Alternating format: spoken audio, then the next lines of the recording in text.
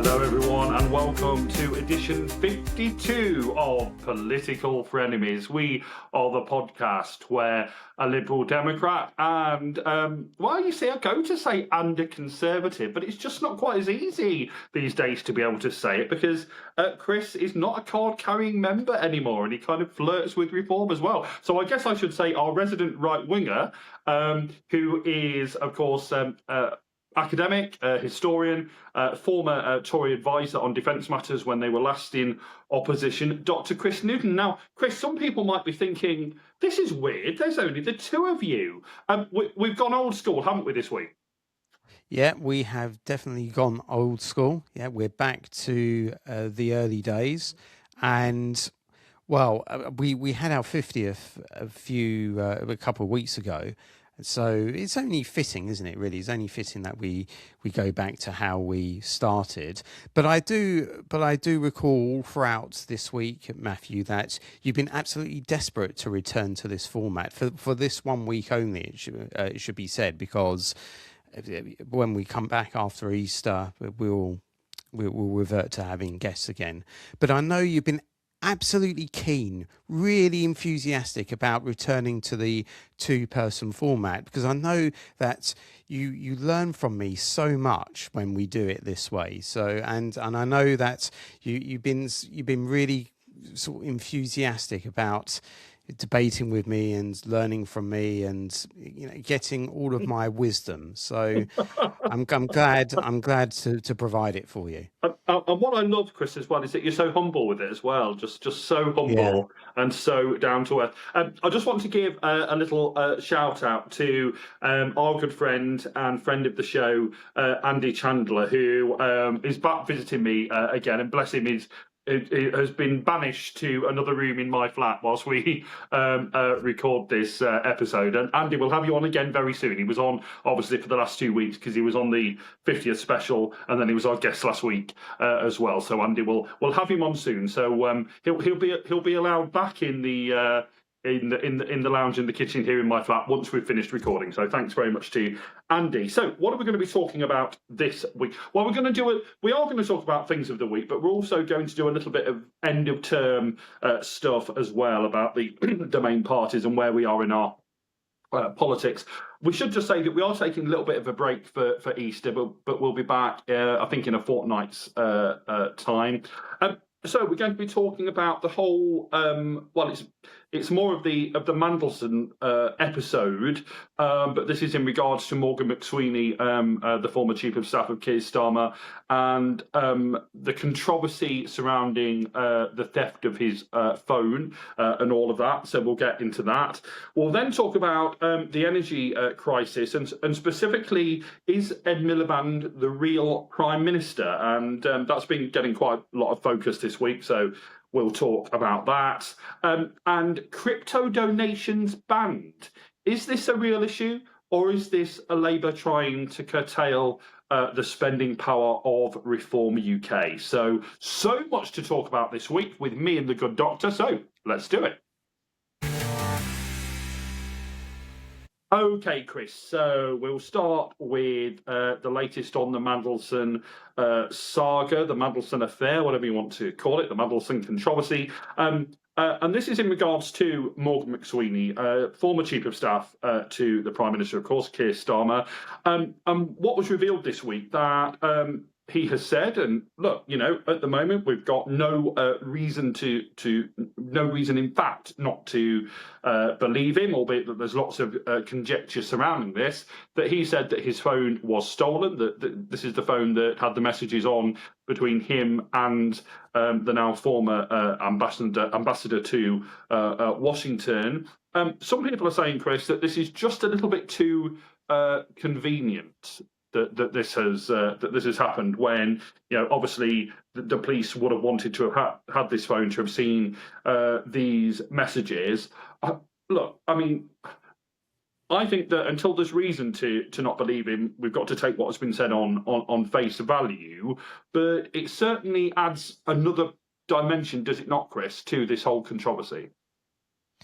Yeah, indeed, and I mean, this is a strange affair, and I think you're right to emphasise that there is no sort of smoking gun at the moment. So that has to be emphasised, and that has to be noted. But there are questions regarding this. There are some things that need to be clarified and cleared up, and some things that don't add up. So, for example, just notions. It was revealed this week that, for example, that Mandelson's phone and messages have not been sort of handed to the police. The way in which the theft was handled seemed a bit strange. That there was a delay in notifying the police. The transcript between McSweeney and the police when he made the call came out, and again is McSweeney seems to be quite vague. He didn't say who he was. That's right. Details. Sorry, he didn't say who he was. No, and there was confusion about where he exactly was, and so forth. But there's there's other aspects about kind of the procedures and processes. Isn't sort of government staffers meant to have a backup of their messages, in accordance to official practice, and also the timing as well, in the sense that the theft happened a few days after they had reportedly a meeting about, well, what if the Tories would issue a humble address, and what if they went after McSweeney's messages as well, which could have forced the release, right, of these messages. Yeah. So there are lots of things, and you could say, "Oh, this is all a convenient, all a coincidence," and some these things unfortunately happen, but there are questions, regardless of whether there's a smoking gun or not. There are questions to be asked and answered. And the way in which the government has gone about going about defending the position or their position on TV hasn't exactly been convincing either. So, we can't say for definite that this is a definite conspiracy, that this is definitely like a Watergate scenario or anything like that. But it's very strange, and there does need to be more probing of this, don't you think? I do. Now, I mean, look, Chris, I just come into my head that, you're often tweeting or posting on X about the crime rate in London and the latest crimes that are happening in the capital city. So we know that, phone thefts happen in London at an alarming rate. And, I'm always Sadiq Khan says we've got nothing to worry about. Well, I mean, and I know that Sadiq Khan is not exactly your favourite person, Chris. Sounds like he's going to be in Nobles, by the way. That's the latest on Sadiq Khan, which you may want to give your views on in a second, Chris. But so we know that phone thefts are an issue, and I'm always cognizant when I'm down in London to do talk or whatever. But I'm very careful about when and where I get my phone out, because I know that it's an issue. So look, we know that phone thefts happen. So we can believe that a phone theft happened, because lots do, sadly. The strange part is that when McSweeney apparently reported this, he didn't make clear who he was, what his job was at the time, and the fact that there could be very significant messages on this phone. Why didn't he do that? What was the reasoning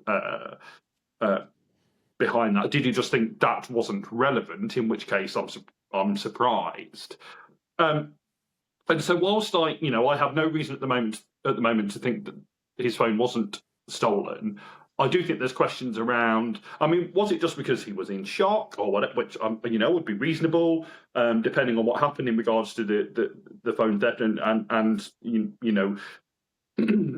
how threatening this was, or was it just stolen out of his hand? We don't know any of the facts surrounding this at all.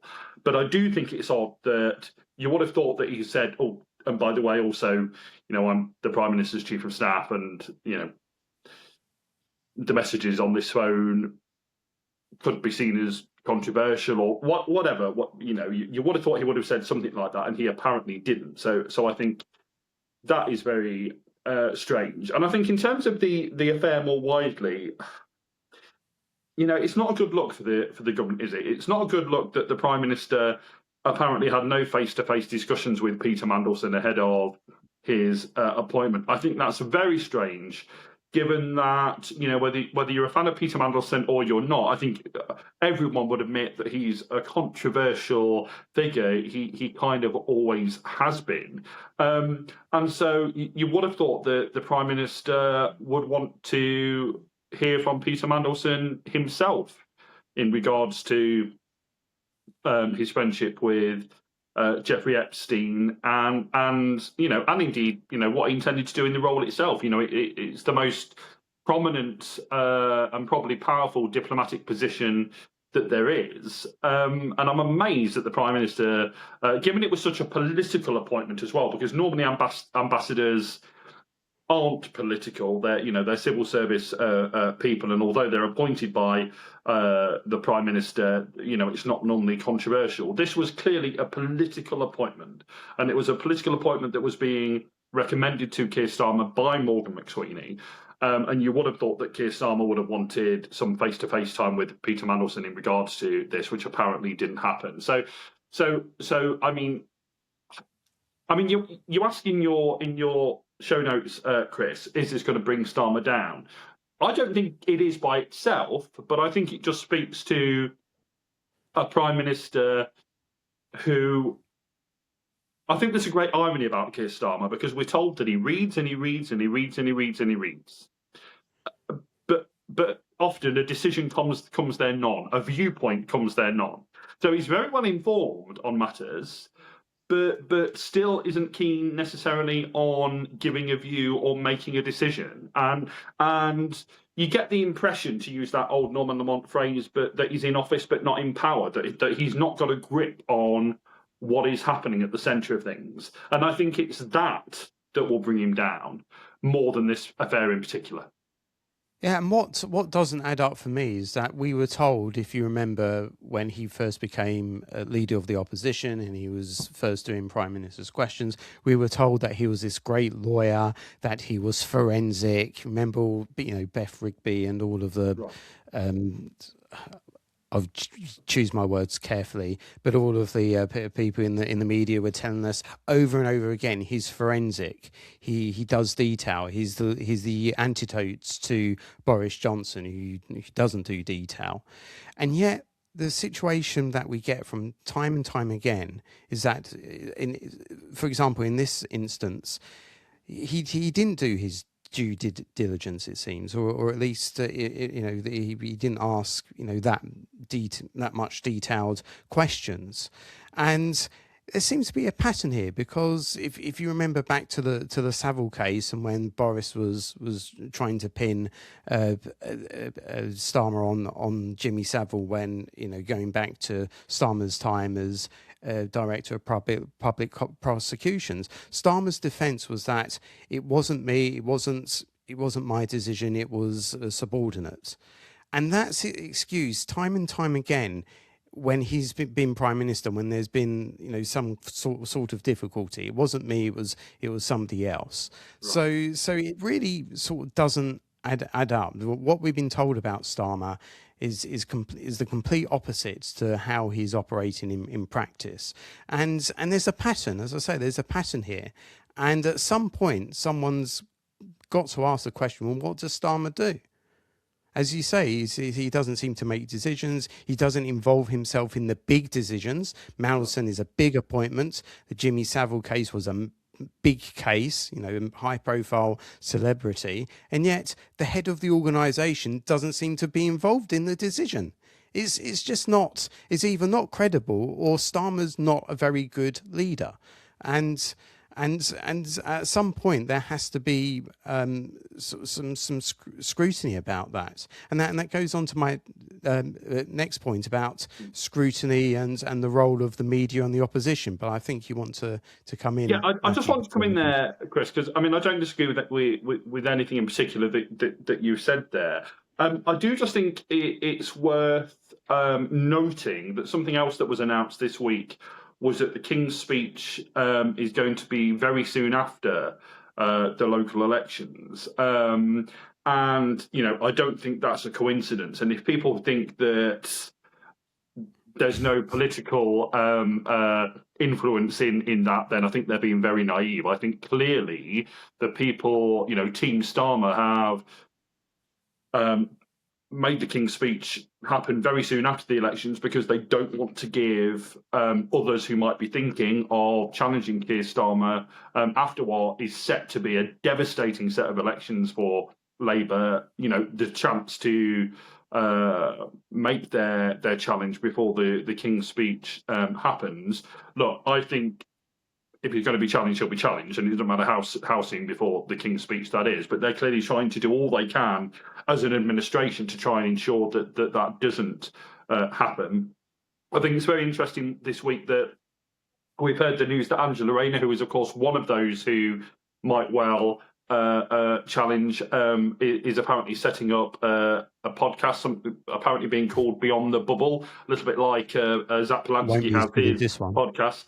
It's rather ironical though, as Peter, and you know, I'm not the first to say this, but that apparently her first guest is going to be Michael Gove. Well, I don't know how much more within the bubble you get than than Michael Gove. So I mean, I'm not sure. Perhaps that's the best title, but I think it's interesting that, you know, she's launching that new platform, which no doubt will get a lot of attention. Wes Streeting has also been out and about this week in his job as health secretary. Made a big speech and has given a couple of quite wide-ranging interviews. You know, I think the wagons are continuing to circle around the Prime Minister, and you know, if we're to believe I've been really interesting polling out of Wales this week. I don't know if you saw it, Chris, which looks like, well, if it's reflected in the actual votes given on May the 7th, it looks like that Labour would not only no longer be the biggest party in Wales, they might even be the third biggest,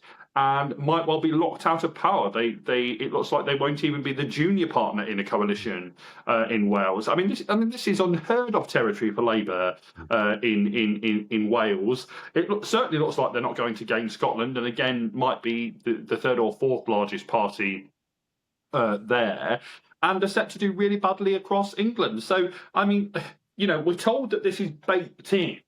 But as I've said before on this podcast, I think when the day actually comes and there's very little left of the Labour Party, I can't believe, surely, that no one is not going to challenge.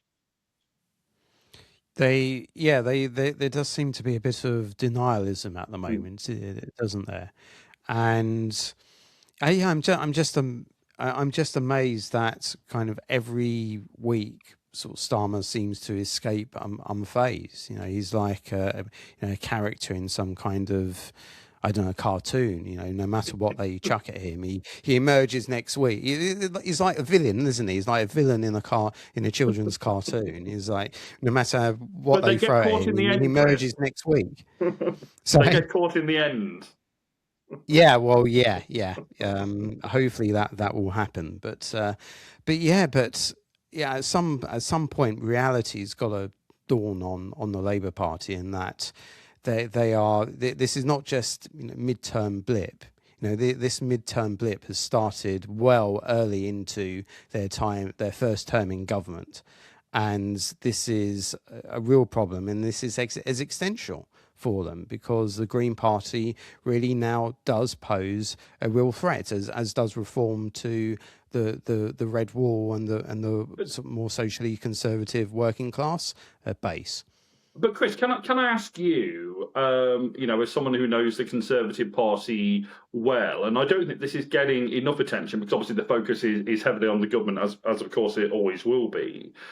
But none of these polls look good for the Tories either. I mean, the polls in Wales, and I should just point out before anyone else says it that the polling in Wales has my party winning 0 seats in Wales, which would be the and correct me if I'm wrong, Liberal historians, but as far as I know, it would be the first time ever that there's not been a Liberal representative in a national parliament, which I think would be pretty devastating if that were to happen, and let's hope, from my perspective, of course, that it doesn't. But that same poll has the Tories in Wales winning 1 seat, and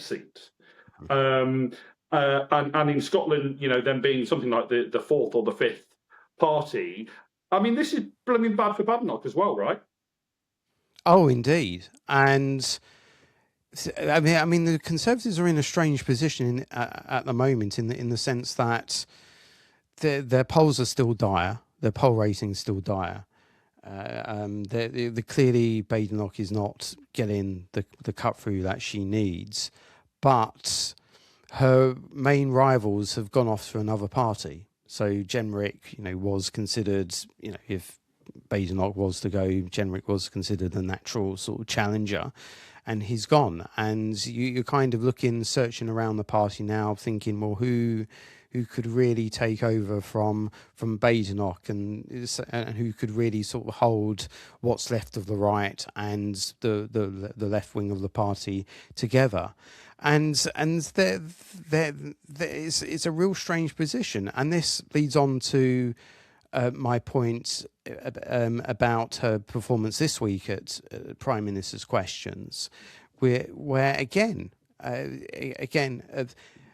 obvious thing to go on, as far as I'm concerned, I don't know if you agree with me, Mathew, on this. The obvious thing to go on was the McSweeney issue, was the whole McSweeney issue, and yet she didn't. And you saw my commentaries on X. I'm just thinking. For the first time, I've said, I'm speechless. I just cannot believe why she does this, time and time again. Just going on a completely different issue when the government is on the ropes. This was on Wednesday when the story was getting worse for Labour, and they were really struggling to come up with any form of coherent line, and yet she didn't exploit it at all. I don't get it. But she was fortunate in the sense that.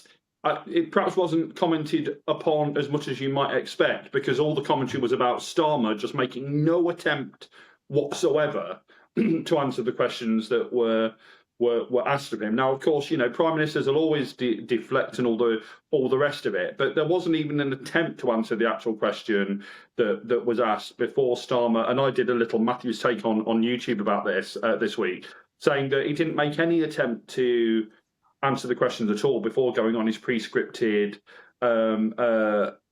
attack line. Now, you may say that's nothing new, and it isn't, but it was just so obvious with Starmer, don't you think?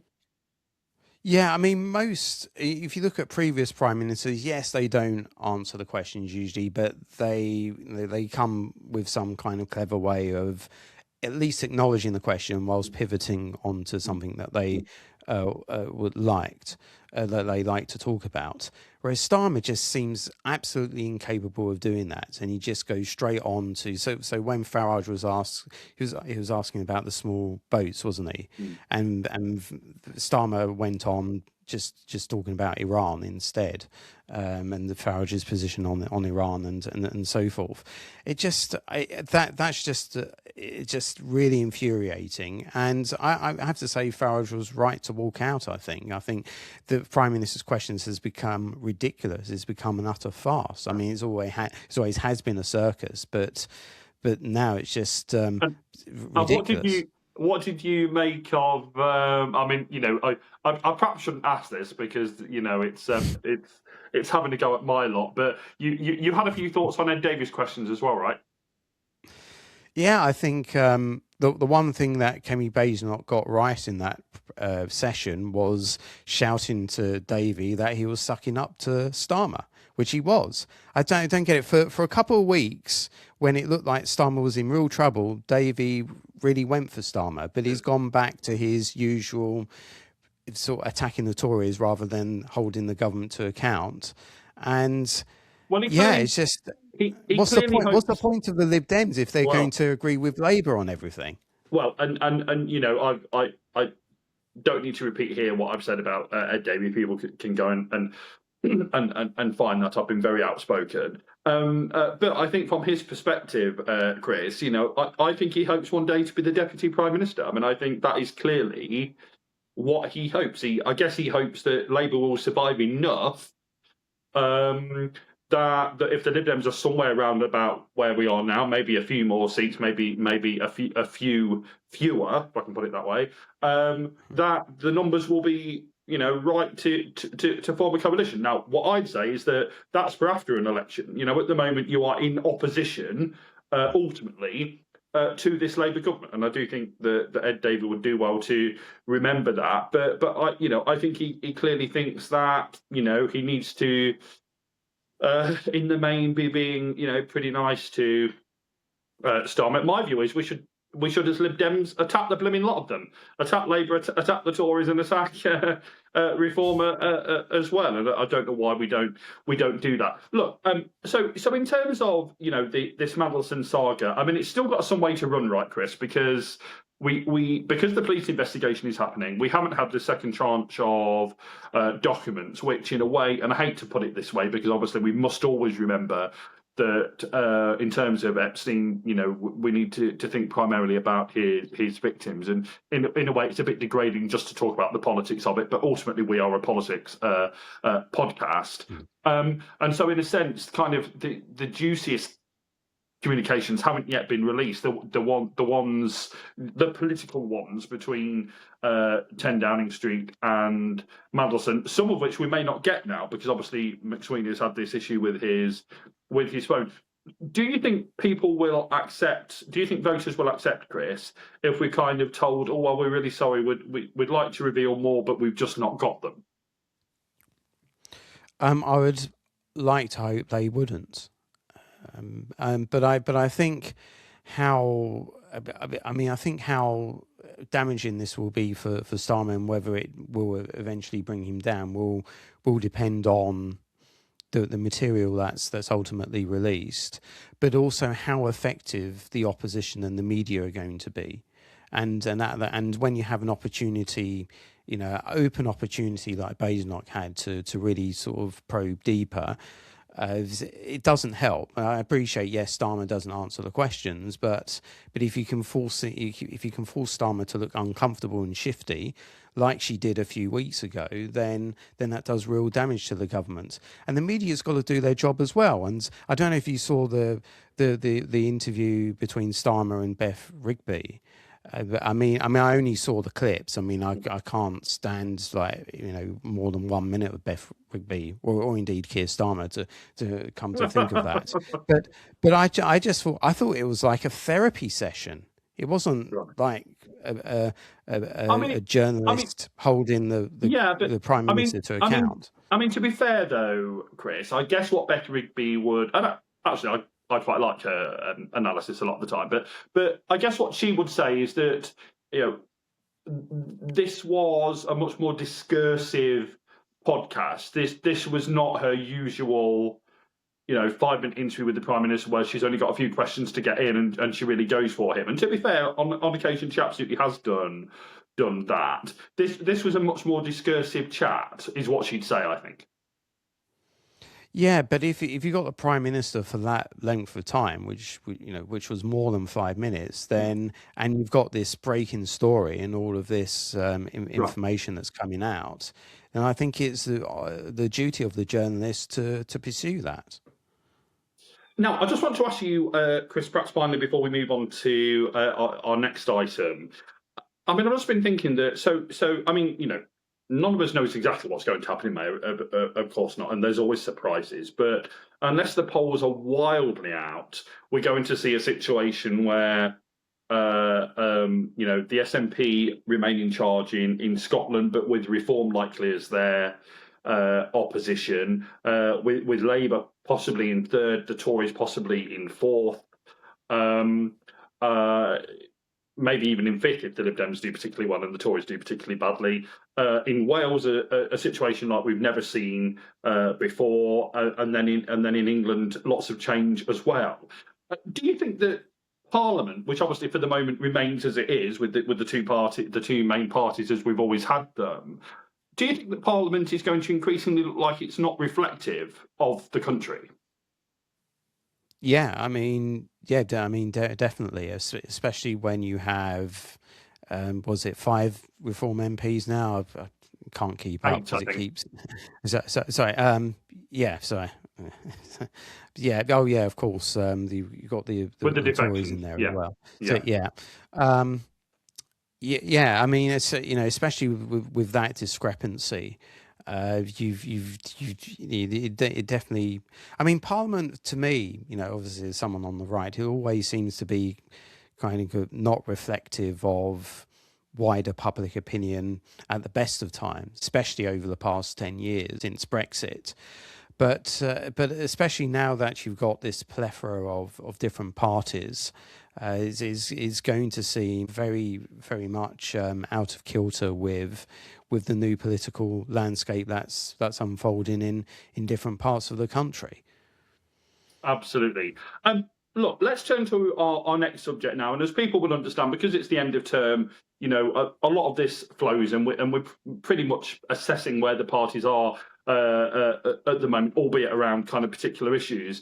And let's turn now to the energy crisis. And in terms of the politics of this, there's been a lot of talk this week about Ed Miliband and whether this is really now, in effect, Ed Miliband's government, and is he the real prime minister, and is he the most powerful minister in this government? I heard an interview. I'm yet to read the piece. I want to make sure that I do it over the weekend because I think the person who's written it, Will Lloyd, is a fantastic writer.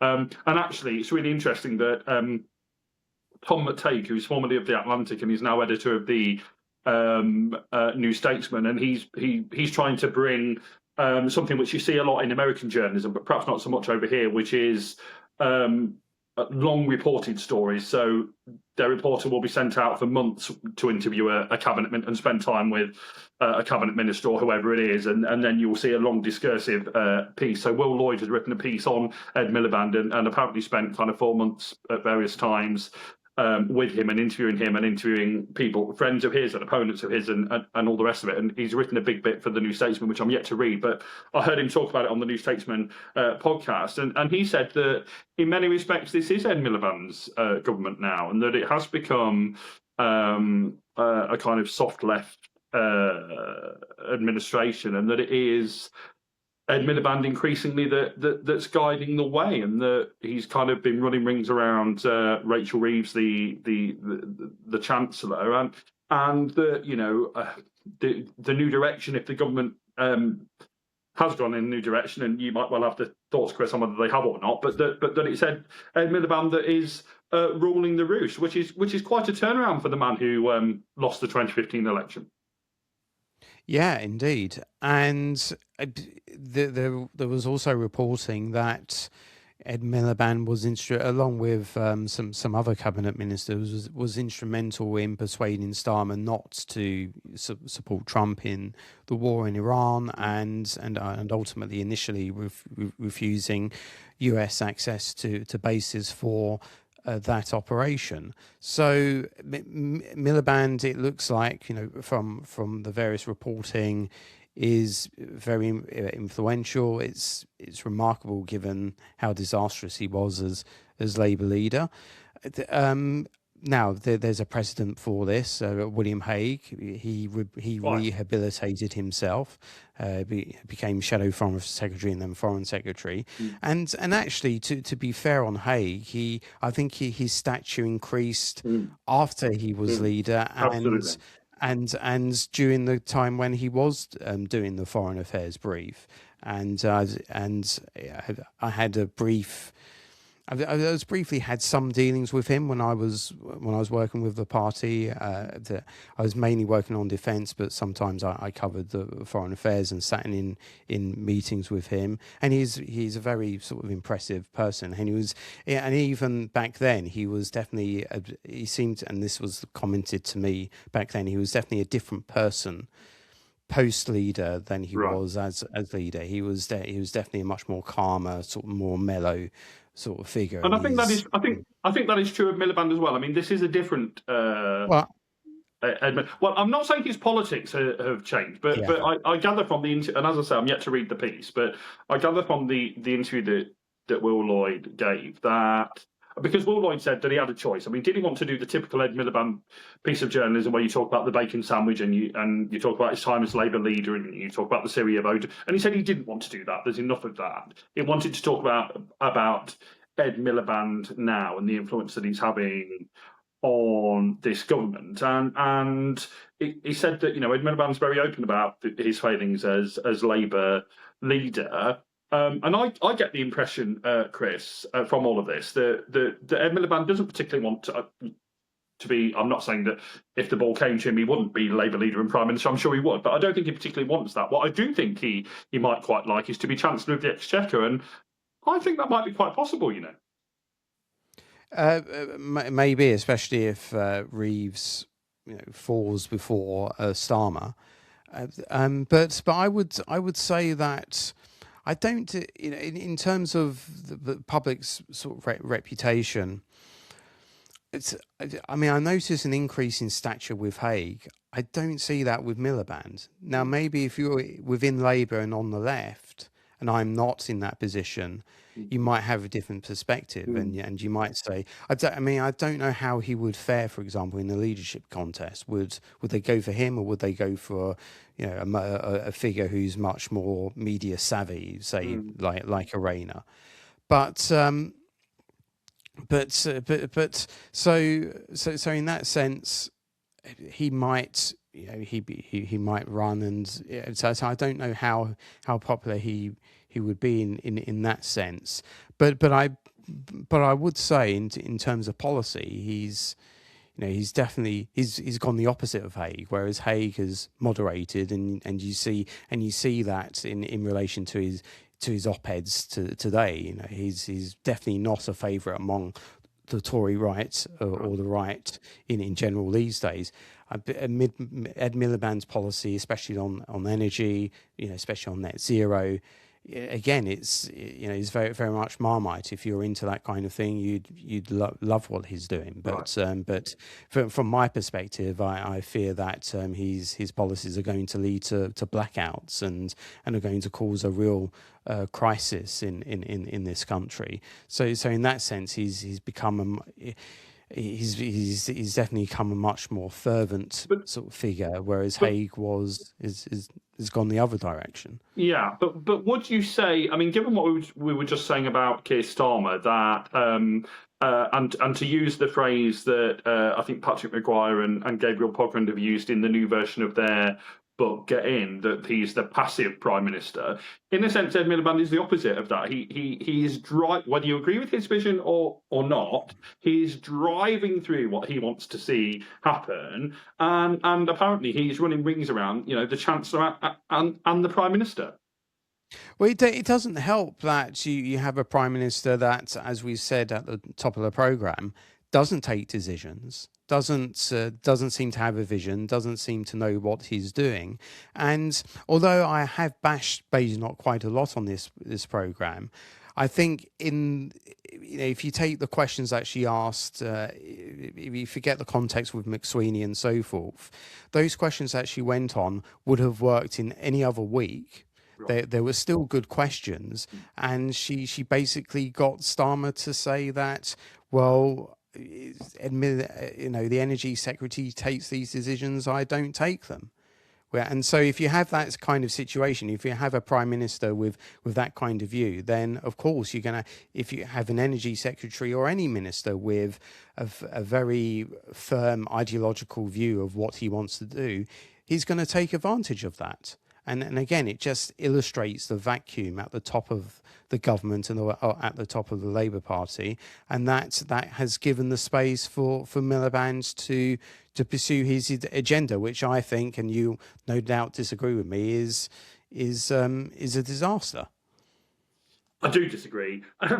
In terms of energy itself, and obviously the cost of living crisis, I mean, perhaps more than anything else, that is what the next election is going to be judged on, the pound in people's pocket. It's always that. It's always the economy stupid, over and above everything else. And so, I mean, obviously you disagree with the measures that are being taken. But in terms of, there is a real debate, surely, Chris, about where we get our energy, and this, I'm putting it in real layman's terms because I'm not an expert, but where we get our energy, and where we'll get it from, moving into the mid distance and the further distance. And then Ed Miliband is surely right, is he not, to saying that the focus should be on renewables? I mean, surely. Well, I think the focus should be on producing our own energy. And don't get me wrong, I'm not kind of hostile against renewables because the left likes them. I would dearly like renewables to, if we can run on 100% renewables, it would be great, because then obviously we wouldn't have the polluting fossil fuels affecting the air and so forth. I just look at it from a practical point of view, in the sense that, well, if your argument is, well, we're going to have to rely on solar more in a country where the one of the main national jokes is the weather and how not sunny it is, then you've got a problem. And essentially, the global economy still runs on fossil fuels. Fossil fuels are still sort of more powerful than renewables. Many of the renewables are intermittent. I mentioned about the sun. The same applies to wind farms, which, from a defence point of view, it's been, there's been the concern this week that if you stick wind farms all over the place, then it's going to interfere our ability to detect drones and missiles and so forth. That has to be a consideration, which Miliband just seems to dismiss considerations like that. But I think that has to be a concern. But certainly the legacy of this conflict is that we need to produce our own energy, and the fact is that we should be looking at as many sources as possible, whether it's renewables, fine, but I think they should be a supplement. They can never be the main main source of energy. So yes, we need to look at the North Sea. Yeah, I'm also in favour of drilling for shale gas, and also looking at small modular nuclear reactors as well. We've got to diversify as much as possible. So because we've seen what happens, we've seen what happens with regards to what happens when there's a major crisis and war in the world, and energy, and we're only beginning to feel the effects of this crisis on energy prices, which will present a further dilemma, not just for Miliband, but also for Rachel Reeves as well. And what do we do with regards to supporting people during what will be, a very difficult next few months? Whilst we're on about Green matters, let's talk about the Green Party, shall we, for just a second. I thought it was interesting this week that one of their members, I think it was a councillor, but I'd need to check that got quite a bit of publicity for very publicly leaving the party, and for saying that it wasn't the party that he joined, and that it seems to have lost its kind of green credentials in that sense, because it just hardly ever gets a mention now. It's much more, whatever you want to call it. It's much more kind of something. Something. Right. You'll never hear me say. Never thought you'd hear me say that. But I'm kind of nostalgic for the days where the Green Party actually talked about green issues. and that's amazing coming from me.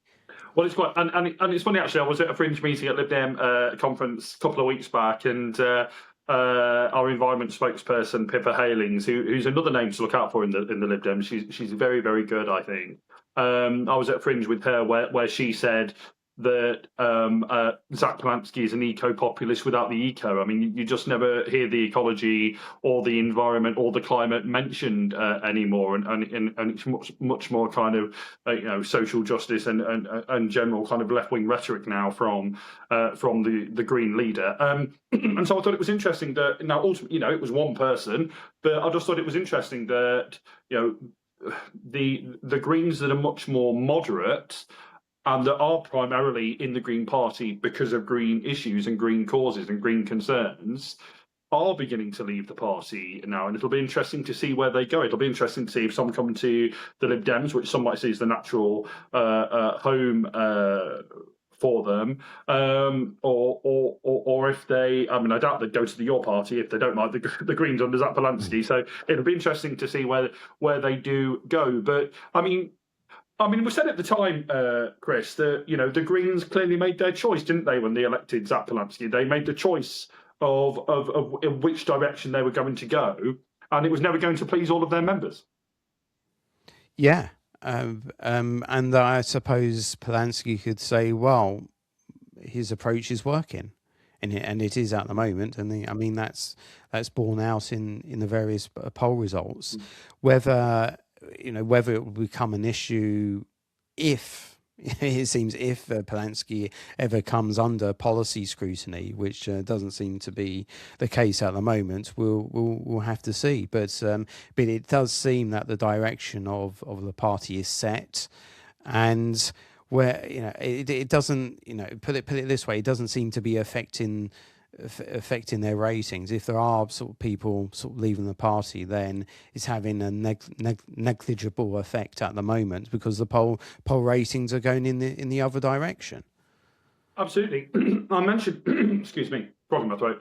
I mentioned earlier the latest Senedd polling, and it was really interesting that, again, if it's borne out by the actual voting on the day, it could see a situation where Plaid and the Greens have enough seats to form a majority in the Senedd. It'll be really interesting to see, are the Greens prepared to join a formal coalition, or will they try and do this thing where they have confidence and supply with Plaid, which means that they're not in government. They can claim that because governments always get into trouble, they always get into policy disputes, they always become unpopular after a time. This will happen to Reform if they get into government anywhere as well. Mark my words, there's no perfect government, there's no government that remains popular after a period of time. Are the Greens still a bit too frick, if I can use a Margaret Thatcher term, of taking that kind of responsibility? Will they want to be able to get some of their policies through, but not be part of a formal government, do you think? Well, that's the classic dilemma for insurgent parties is you're portraying yourself as the anti-establishment party, but you find yourself in a position where you could be in government and ultimately having to make decisions and be in the establishment. And we'll have to see is the Greens there, do they want the responsibility of power, or do they still want to kind of rebel against the system? And this was something I used to say about Reform. When in the days when they were very vocal about first past the post and PR and so forth, I said, well, if it does work out that you're having to form a coalition with the Tories or whoever, would they actually want to do that or not? Or do you just want to be a party of protest? We'll have to see. But it will be a very interesting decision if that comes. We should also mention, and we'll get on to our final subject in just a second, but I'm also interested, Chris, by the fact that, it looks very likely now after May 8th that we will have a nationalist stroke separatist, however you want to look at it, First Minister of Northern Ireland. It will have a nationalist stroke separatist First Minister of Scotland, and it will have a nationalist stroke separatist First Minister of Wales. I mean, that's not good for those who want the UK to remain the UK. Yeah, that's a real concern, and that's a major concern. Will those parties wish to seek, independence referendums? And this is a particularly precarious time, especially when Labour is traditionally seen as the antidote to those parties are in absolute trouble. So I think that is a concern. I think the threat probably comes more from Scotland, purely because Labour is collapsing there, and it's, from what I see of the polls, it's going to be a bit more difficult for Plaid to form a government on their own. But of course, the Greens are in favour. The Greens are in favour of independence. Yeah. There's that too. So it's really not a great time, and it's just another indication that our politics are fracturing and polarizing, and that centrism is really not in a good place at the moment. Absolutely. So let's turn to our final subject, which is this issue around the banning of crypto donations. Now, I can't pretend to know very much about this, Chris. So I'm reliant on what you know about it. But I guess the big question, the overarching question that this leads to, is this a real issue that we should be concerned about, or is this just a way for Labour to try and undermine reform? Yeah, I mean, there was this has come about due to reports, and the report was into foreign interference in elections, and there is a real issue with that. We've seen that in various forms, whether it's China and the Labour Party, whether it's the case of Nathan Gill and reform, although that took place when we in the days where we were in the European Parliament, which I'm sure were apart from that instance, Mathew remembers so fondly, but the situation with Bitcoin and cryptocurrencies is the issue of where does the money come from if you can submit anonymously. And the situation is that, as far as I understand it, Reform is the chief beneficiaries of crypto. I think last year they announced that they would accept crypto currencies. So I think what's happening here is that Labour's jumping on an issue which there are sort of real concerns about with foreign interference, although they don't talk about China that much. Happy to talk about Russia, but they don't talk about China. But you've got to really sort of see this through the prism of Labour's electoral problems, the local elections, the fact that Labour's really, as we've discussed, really heading for disaster in the local elections, and of course the key party or at least in the English local elections, despite all of the difficulties that they've been having, Reform is still on course to gain lots of councillors and councils. So you've got to, I would say, I don't know if you'd agree with it, Eve, this is very much a cynical move by Labour to try and undermine Reform, a party that they see as almost kind of an existential threat to the system, given the rhetoric that Starmer and indeed Labour sort of says about them. So this is a cynical move to and there's also a new rule about foreign donations as well. There's Brits living abroad. There's a cap on that as well. Another move that I think is targeted at Reform. So I would say this is quite cynical on Labour. Would you agree or not? Look, I mean, I think two things can be true at the same time. I think there can be an issue with something, and it just so happens to suit their political objective as well. It was interesting. So last night I was due to be on. It didn't end up happening, but I was due to be on GB News last night, and I was due to be on at a certain time, which I could do. But then because of Nigel Farage's speech going on a bit, I ended up not being on. But it was interesting as I was waiting to go on, watching a bit of Farage's. So I had no choice but to sit and watch it.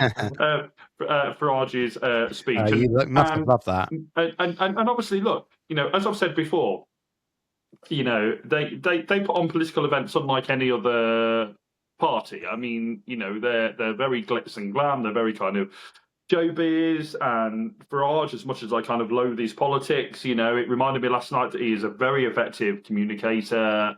He's just a natural communicator with people. I think a lot of what he talks is absolute balderdash, but there we are. That's no surprise to you. But also, I mean, this follows a pattern, doesn't it, Chris? Because of course, as Farage reminded his audience last night, Starmer tried to stop various elections, which Reform looks set to win.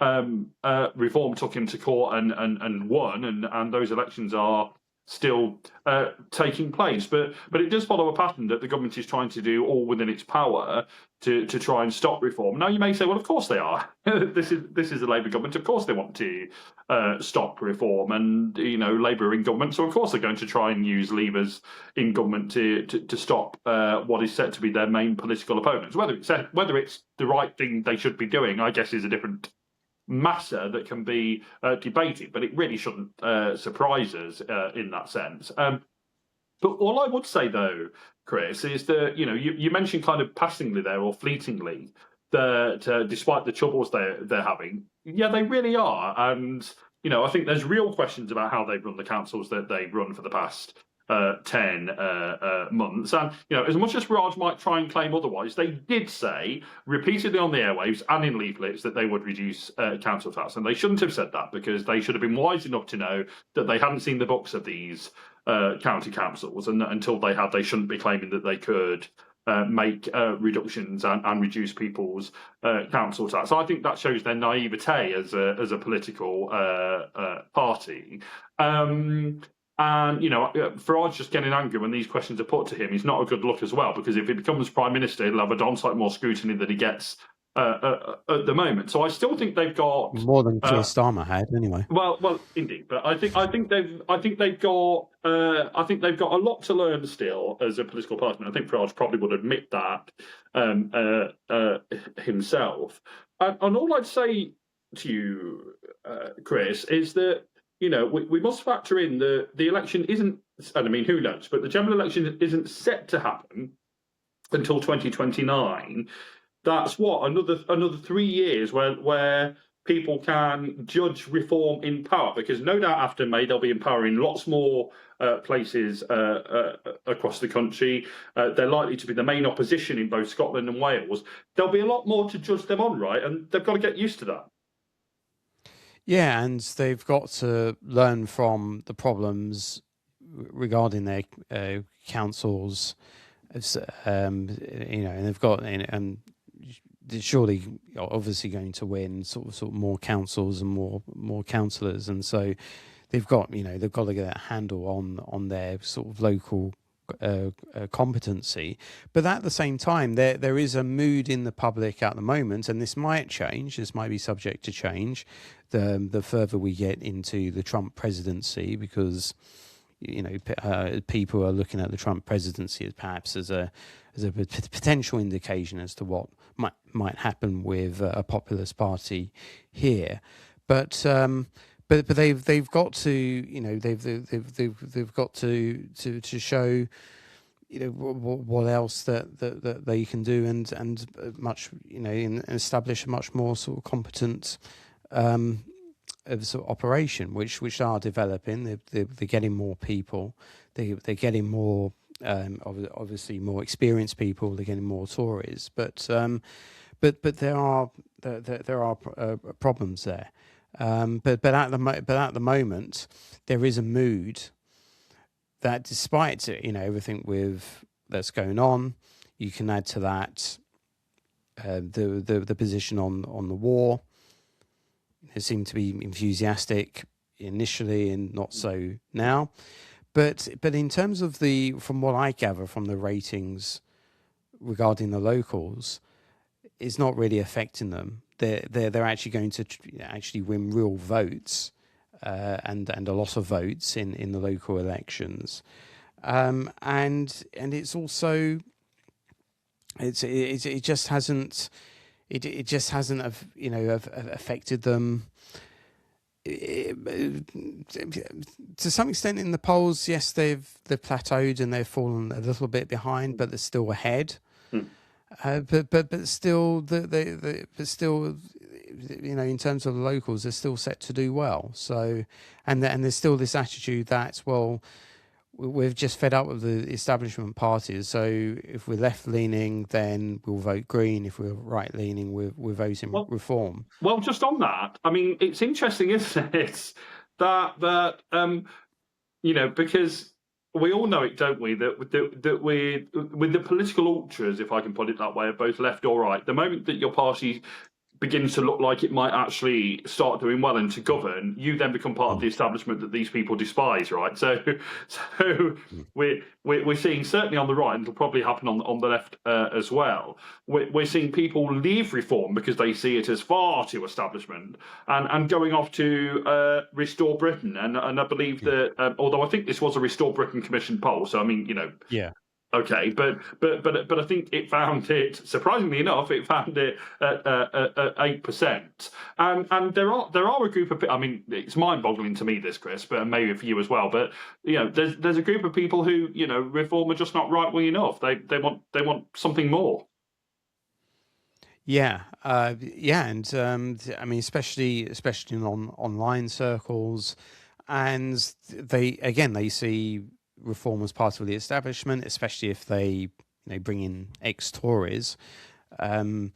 They believe that many of them are don't like Reform's approach to the war, and there is this real strain in right-wing opinion, which is anti-war, which is what you generally associate with the radical left, but there's now a real kind of strain of opinion within the right now, with regard, which are anti-war, certainly anti this war, anti sort of support to Ukraine as well, and one of the big issues is of course immigration, and they don't see Farage as going further enough on immigration. They talk about remigration and facilitating policies that would encourage remigration. So, how much of a threat that is, I don't know. I don't know how big how big it is. It's very hard to gauge, and it's hard to gauge from that poll because it's a Restore Commission poll. It's not reflected in any of the other polls. But Reform potentially does have a problem with their right flank as well, which maybe from Matthew's perspective, he might think that's unbelievable. Just one question, just a slight diversion to you, because I note you said you watched Reform's events last night. But I just wanted to know what you thought of the whole kind of presentation of what Reform does. Like, they have like pyro and smoke machines, and it's not quite on the American level, but it's kind of the British version of what the Americans do. Is that in any way appealing, or is that kind of, well, that's a bit American, and the British should stick with just with what we've been doing with our party conferences and not going overboard like the Americans do? Well, I mean, as I was sat there watching it last night, and as I was a captive audience because I was waiting to go on the telly, and I guess my overriding thought, Chris, was that as Reform are clearly trying to appeal to people who are not historically political people. I guess a bit of glitz and a bit of glam and a bit of pyro and some music and making it more of a show is probably the right thing to do. Now, I mean, quite whether I'll put it this way, Chris. So you know that I've had my things to say about Ed Davies' kind of stunts and dancing and whatever he was doing this week at the local election launch, the baking thing and all of that. You know, I think, and I'm not necessarily right on this, it's only my view, other people take a different view, but I think, you know, that might have been all right for the last election when we had very few MPs and we needed to get attention, and to be fair, it absolutely did. I wonder if it's right now, and I feel a little bit the same with the way that Reform does its gatherings. I think it might be okay. It clearly is okay now, and it's getting people along to their cause. And you know, I'm sure it makes these events really exciting, interesting events. And if it's bringing new people into politics, that's all for the good. They do. I mean, even you must admit they do look fun, don't they? Those events. They absolutely do look fun. I just wonder, you know, if a little bit like the Ed Davey thing, the when you become a much bigger party and a much more serious party, and in Reform's case at least, a potential party of government, I just wonder if you can really carry on doing things like that. I don't know. I mean, time will tell. Can I just have a word on the Lib Dems, Chris? Because it just wouldn't be a pod with me if I didn't. If you must. If I must, Chris loves this, but it's his favourite part. Look, so I mean, it's set to be. I was discussing this with Andy, and no doubt will be more again this weekend. I think it's set to be a mixed bag set of results for us. I think we are set to do better in Scotland. We could double our seats north of the border, which would be fantastic.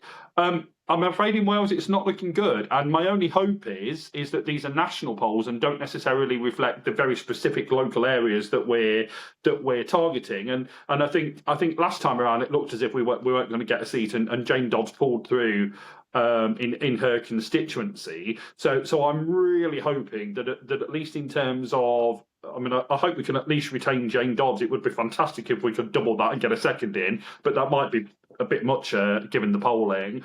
And in local elections, it depends the way you look at it. The polls show that we might lose a handful or a couple of handfuls of councillors, but ironically, we might gain overall control in a couple of councils. So I think it'll be a mixed bag where you can claim that we've done well in parts and not done well in others.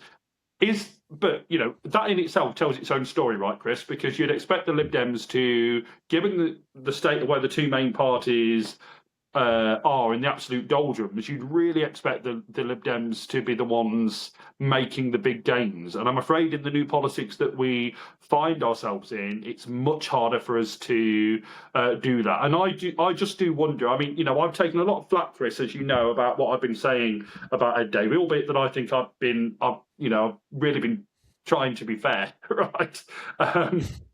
I really have been, and I've received a lot of flack and accused of disloyalty and other such nonsense over the past couple of weeks. But I do wonder if the results are a bit middling for us after May. I wonder if some others might come out as well and start saying similar things to what I've been saying.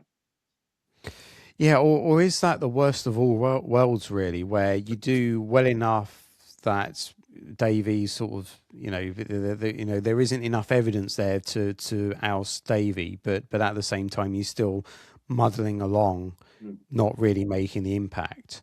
So maybe it might be better if either you did really well or really badly, but this middling thing is probably, he might extend his leadership by at least a year if that happens. Maybe, do you think? Yeah, I think so, and. I think people have missed the nuance of what I've said. They've said, "Oh, you've called for him to go." Actually, if you read it, I've not called for him to go. What I've said is that he needs to change tack, or he needs to consider his position, which is it's not quite the same. It's not quite the same thing.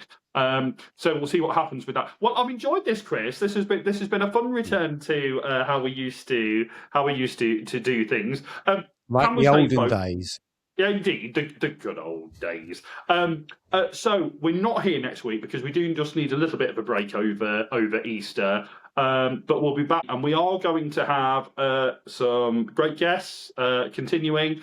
some returning guests, some new voices as well. Just need to pin some of these folks down for dates, but they're very enthusiastic to come on the pod. So we're really looking forward to that. Look, do all the internety things, because it really does. I know you might get fed up with us saying it, and it's said on all YouTube videos, isn't it? But it just really helps us. If you subscribe, that's fantastic. If you like, that's great. If you comment, I'm told it's even better. So please leave us a comment. We do prefer if they're nice ones, but I guess if you have to leave a nasty one, well, it might not stay there for very long, but you can leave it if you want. But please do all of that stuff, because it really, really helps us. Any final thoughts, Chris? Yeah, well, I hope you have a good Easter. And no, I really enjoyed it today. And it's amazing that we did a duo episode and we didn't fall out. So that's good. There you go. You see, this is why we call it Political Friend. I know some of you might think that me and Chris off air are like daggers drawn, but we're really not. We actually really do like each other, and it just does go to show that you can do. Me and Chris almost wholly disagree on politics and the direction of this country, but that doesn't mean that we don't have to be nice human beings, because that is the most important. Thing. So from us, remember, we're not here next week. Don't go looking for us, because we won't be here, but it will be back. So join us then on Political Frenemies.